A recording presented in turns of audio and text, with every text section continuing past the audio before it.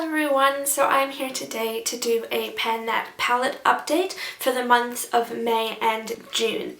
So I'm updating every 2 months for my Pan That palette as I try and hit pan in every single shade of the Balm's Eye palette. First, I'll start out by showing you how I'm doing with the Balm palette. So this is what my palette looks like right now. I'll include some photos at the end of the video so you can see a bit more close up what's going on. Basically, in my first update, I only hit pan in the shade Dreamboat, and then after that, in my second update, I'd hit pan in Wipeout, Epic, Score, Dig It, Woody, and Righteous. Since then, I have hit pan in Tubular.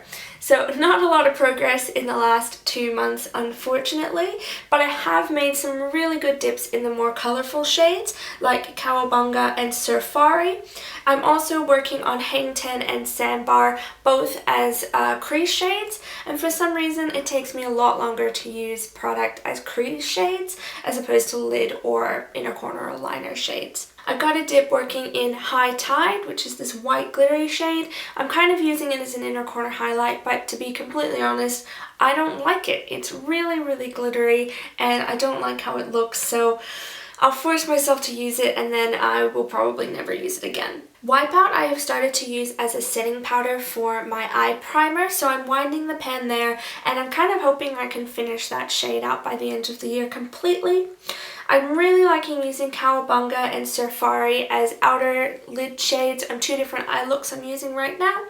I'm also still using Stoked and Ripper as liner shades, though to be completely honest, I'm still really hating using Stoked. It's just completely not pigmented at all, very hardly packed, and I wouldn't be surprised if I don't hit pan in that at all. So the rest of the shades, like Surf's Up, Big Kahuna, and Pipeline, the 3 blues, I'm working really hard to use up, but I find it really difficult to use such bright blues on an everyday basis. I'm using Big Kahuna today as my all over lid shade just to get a little bit more use out of it, but that's because I'm not leaving the house today, so I don't really need to look super presentable today. So that's the progress I have made on my Balm's Eye palette. In the month of May, I kind of dabbled around with some other palettes, including my new Zoeva palette and my new Kat Von D palette.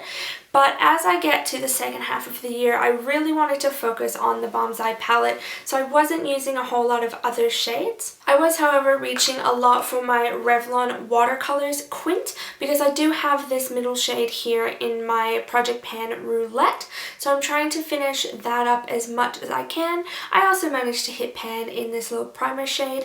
This is one of my favorite inner corner highlights because it's got a really cool purple duochrome to it, but I can only really wear that on certain looks, so I'm using it pretty slowly, but I'm very happy to have hit pan in that.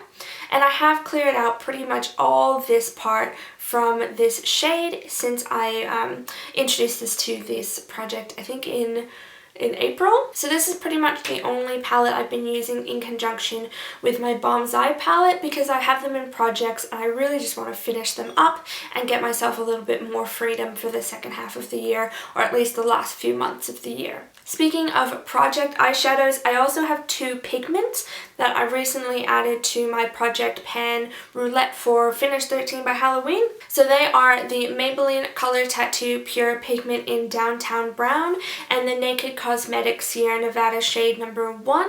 These are both loose pigments and I've been using them quite a lot, pretty regularly with my Balm's Eye palette. I'm not trying to finish them. Well, I am trying to finish the color tattoo, but I'm not trying to finish this pigment. I'm just really trying to see how much use I can get out of these 2 products, considering I haven't used them a whole lot as much as I've owned them. So these I'm also using in conjunction with the Balm's Eye palette, but that's because they're also in projects. So there you go, that's the progress I've made on my Pan That palette and the additional products that I've been using in conjunction with it over the last 2 months. For July and August, I'm going to continue to use those project pan shadows that I'm using right now. I probably won't be working in any other shadows for my collection unless I pull out something like my Naked 2 palette, because I've been craving using that a little bit recently.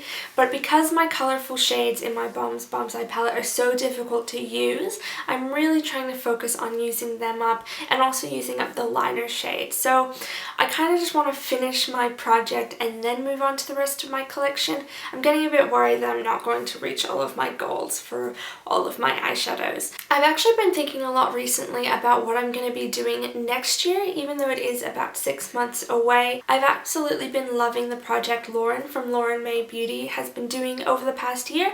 She's just trying to hit pan in as many eyeshadows as she can in her collection, whether they're singles or in palettes or whatever. I think that's really interesting, and I think a lot of people have really liked that idea, so maybe a lot of us will be doing that as well next year. But I probably won't be picking a palette like I did this year unless it's a little one, because I just kind of want to be able to cycle through and see more progress and get a little bit more interest out of my collection generally.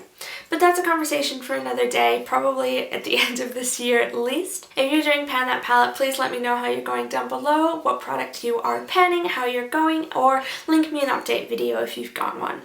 Otherwise, thank you so much for watching. Have a great day. Bye!